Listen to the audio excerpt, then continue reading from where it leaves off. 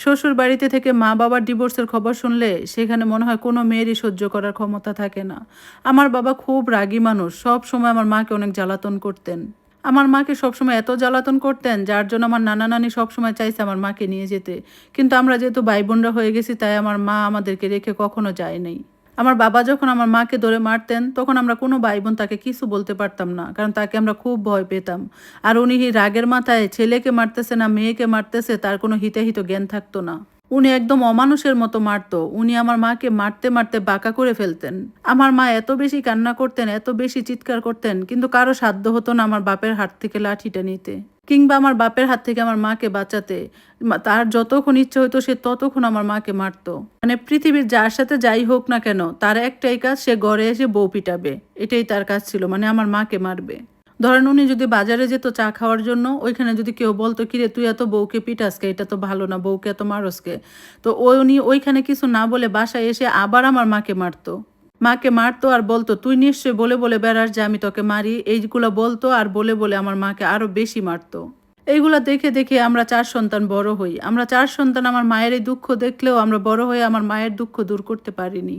কারণ আমরা 4টা ভাই বোনের মধ্যে 2 ভাই ছোট আর 2 বোন আমরা বড়। আমাদেরকে বিয়ে দিয়ে দিছে, শ্বশুর বাড়িতে চলে আসছি। আমাদেরকে বিয়ে দিতে অনেক ঝামেলা হইছে। বিয়ের প্রস্তাব আসলে আত্মীয়স্বজনরা বিদায় করে দিত। বলতো মেয়ের বাপ ভালো না, মাকে ধরে ধরে পিটায়, এগুলো বলে বলে বিয়ের সব প্রস্তাব ফিরিয়ে দিত। তবে আমরা 2 বোন ভাগ্য করেই শ্বশুর বাড়ি পাইছি। আমাদেরকে অনেক বাড়ি থেকে দেখতে আসছে, অনেক ছেলেরা দেখতে আসছে, কিন্তু কেউ রাজি না হলো। আমাদের যাদের বাড়িতে বিয়ে হইছে এরা বলতো মেয়ের বাপ ভালো হইলেই কি খারাপ হইলেই কি, আমাদের মেয়ে পছন্দ হয়েছে আমরা মেয়ে দেখে নিব, মেয়ের বাপ যেমনই হোক।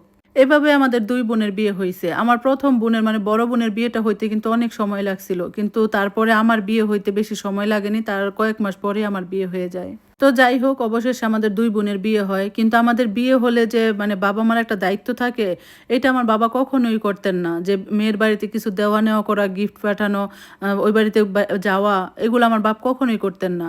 আর এগুলো বলে বলে আমার মা আমার বাপের কাছে অনেক মার খেত।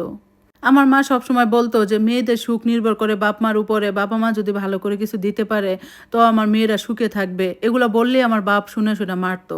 আর যখন বলতো আমার মা যে জামাইদেরকে কিছু দেওয়া দরকার, বিয়াই বিয়ানকে কাপড় চোপড় দেওয়া দরকার, এগুলো বললে আমার বাপ পিটাইতো আর বলতো যা তুই ভিক্ষা করে নিয়ে এসে তারপরে নিয়ে দে। আমার একটা পয়সা আমি কারো বাড়িতে পাঠাবো না, এগুলো বলতেন আর মাকে মারতেন। আমার বাপের যে টাকা ছিল না এমনটা কিন্তু না, সয় সম্পত্তি ছিল। উনি কিন্তু বিদেশেও ছিলেন, বিদেশেও এরকম মানুষের সাথে মারামারি করে তারপর দেশে চলে আসে। আমার দাদার অনেক সয় সম্পত্তি ছিল, তো উনি দেশে আসার পরে আমার দাদার ওই সয় সম্পদ বিক্রি করেই খায়। আর উনি একটাই ছেলে সন্তান ছিল, তো আমার ফুপুদেরকে উনি কোনো সয় সম্পদ দিছে কিনা সেটাও আমাদের জানা নাই। আমার 5-5টা ফুপু, কিন্তু আমার বাপের বয়ে কখনোই তারা এই বাড়িতে আসে না। আমার ফুপুরা আমার মাকে খুব ভালোবাসে, কিন্তু আমার বাপের বয়ে তার কথা কিছু, তার জন্য কিছুই করতে পারে না। তো আমার ফুপুরা বলে তোর মার কপালটা আসলে খারাপ, বিয়ের রাত থেকে সে মার খাওয়া শুরু করে। এমনকি আমাদের বিয়ের দিন আমার মাকে মায়ের খাইতে হয়েছে, কারণ আমার বাবার কথা ছিল 10-15 জনের বেশি সে মেহমান খাওয়াবে না। তো আমার শ্বশুর বাড়ি থেকে কথা ছিল যে 70 জনের মতো লোক যাবে, আর যেহেতু কিছু আত্মীয় স্বজন আছে তো তাদেরকে তো খাওয়াইতেই হয়। তো এইভাবে 1-150 লোক হয়ে যায়। তো আমার বাপ তখন আমার মাকে মেরে বলতেছিল যে মানে আমার নানার বাড়ি থেকে টাকা এনে তারপর আত্মীয় স্বজন খাওয়াইতে। তো বিয়ের পরও আসলে আমাদের বাড়িতে কোনো শান্তিই নাই। ছোট ভাইগুলো ফোন দিয়ে বলে মাকে আজকেও মারছে, বাড়িতে অশান্তি। এদিকে বড় বোনটাকে তো বিয়ে দিছে অনেক দূরে, সে চাইলেও আসতে পারে না বা ইচ্ছা করেও আসে না।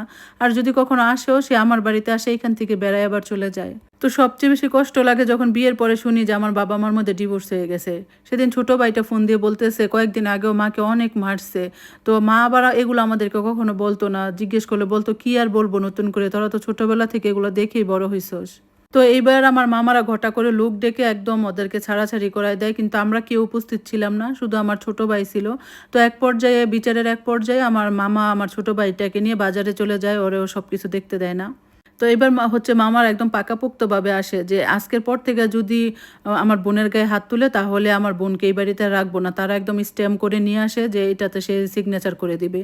সবই ঠিকঠাক আছে হইছে, কিন্তু আমার বাপ আর জীবনে মানুষ হইল না। বয়স শেষ হয়ে গেছে কিন্তু সে মানুষ হইতে পারলো না।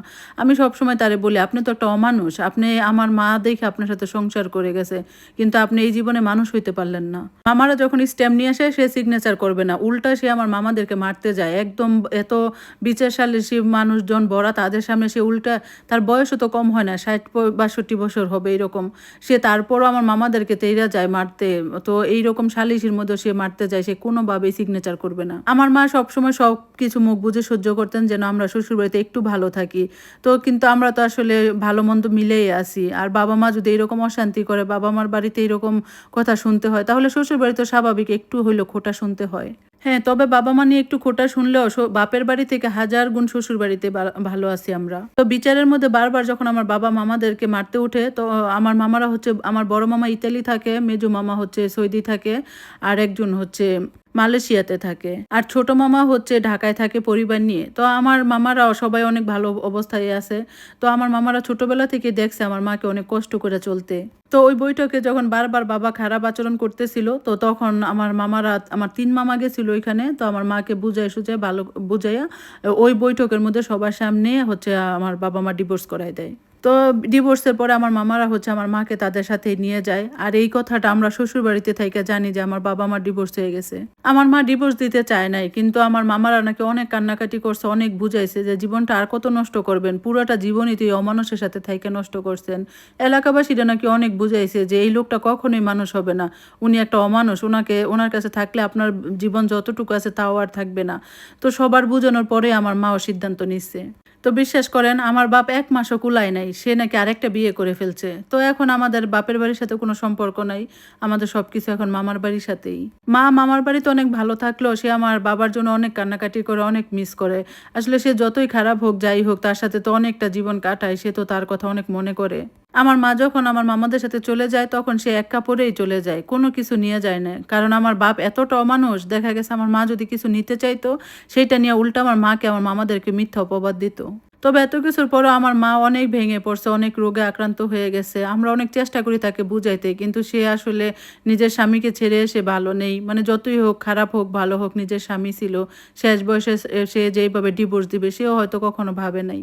আমাদের মুখের দিকে তাকিয়ে আমার মা শত কষ্ট সহ্য করে সংসার করে গেছে, কিন্তু এই শেষ বয়সে এসে নিজের সংসার, নিজের স্বামী হারায় সে পাগল প্রায়। আমার মামারা তাদের সংসার আমার মাকে দিয়ে দিছে, কারণ যেহেতু তারা ওইরকম বাড়িতে থাকে না। তো আমার মা ওই সংসারে আছে, কিন্তু তারপরও নিজের সংসারের জন্য তো তার মন আর কাঁদে। মামারা সবসময় তাকে বুঝায় যে এই সংসার আপনার মেয়েদের, আপনার সন্তানদের মেহমানদারি সব এই বাড়িতেই হবে, আপনি মন খারাপ কেন করেন? যতই ভাইয়ের সংসার পাক, স্বামীর সংসার তো স্বামীর সংসারই। আমরা বোনরা যখন শ্বশুর বাড়িতে থেকে এই সংবাদটা পাই, আমরা বোনরা ফোনে ফোনে অনেক কান্না করছি, মামাদেরকে ফোন দিয়ে অনেক কান্নাকাটি করছি, কিন্তু যতই কান্নাকাটি করি এর তো আর কোনো সমাধান নেই। এখন মা বাবা দুইজন দুই জগতে বাস করে, আমরাও আছি আমাদের জগতে। এইভাবেই চলতেছে আমাদের জীবন। দোয়া করবেন আমাদের পরিবারের জন্য। এই তো যাই হোক, গল্পটা কেমন লাগলো অবশ্যই জানাবেন। আসলেই অনেক কষ্টের একটা ঘটনা। মেয়েরা যত কষ্ট করুক শ্বশুরবাড়িতে স্বামীর জীবনে, কিন্তু স্বামীকে ছেড়ে আসতে কোনো নারীই চায় না। যত কষ্ট হোক, শত কষ্ট সহ্য করে স্বামীর সাথে শেষ পর্যন্ত থাকতে চায়। তো যাই হোক, আল্লাহ তাদেরকে ভালো রাখুক সেই দোয়া করি। তো আজকের মতো এখানে বিদায় নিচ্ছি। আল্লাহ হাফেজ।